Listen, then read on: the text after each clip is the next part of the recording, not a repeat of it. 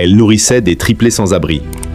Des années plus tard, ils reviennent la chercher en tant que milliardaire.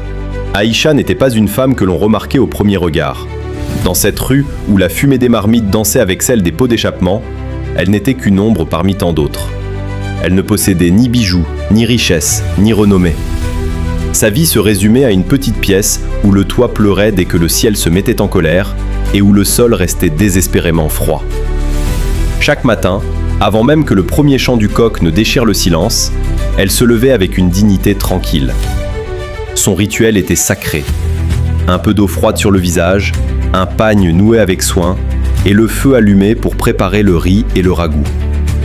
Son commerce n'était rien d'autre qu'une table en bois placée au bord de la route, exposée au soleil brûlant et au vent capricieux. Elle n'avait aucun mur pour se protéger, seulement l'espoir que les passants s'arrêtent. Et ils s'arrêtaient, non pas parce que sa cuisine était la plus sophistiquée, mais parce qu'elle y mettait une part d'elle-même. Aïcha souriait à tout le monde, même à ceux qui l'ignoraient.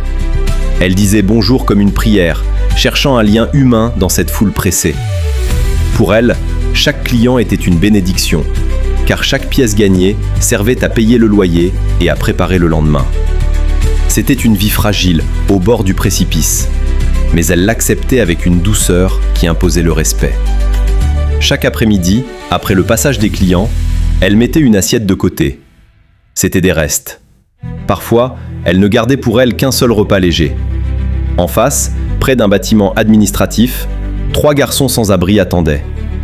Elle avait appris leur nom.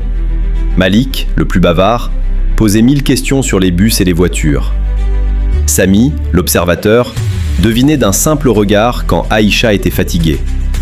Idriss, le protecteur, toujours sérieux, toujours vigilant. Mais cette bonté avait un prix.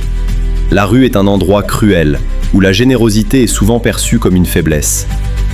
Mireille lançait des remarques acerbes, affirmant qu'Aïcha nourrissait de futurs criminels.